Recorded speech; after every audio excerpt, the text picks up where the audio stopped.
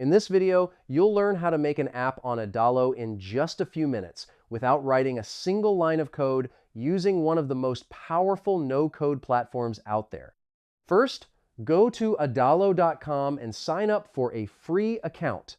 Once you're in, click Create New App and choose whether you want to build a mobile app, a web app, or both at the same time. Adalo makes it easy to launch everywhere.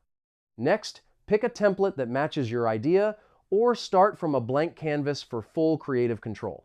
Adalo offers ready-made designs for marketplaces, social apps, booking platforms, and more, so you can move fast. Now, design your app using the drag and drop editor. Add screens, buttons, lists, forms, and images, then customize colors, fonts, and layouts to match your brand. Everything updates in real time as you build. After that, set up your database directly inside Adalo. Create collections for users, products, or any data your app needs, then connect them to your screens with just a few clicks to make your app fully dynamic.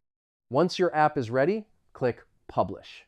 Adalo lets you share a live web link instantly, or submit your app to the App Store and Google Play directly from the platform with built-in publishing tools. And that's it. Your app is now built on Adalo, fully functional, beautiful, and ready for real users.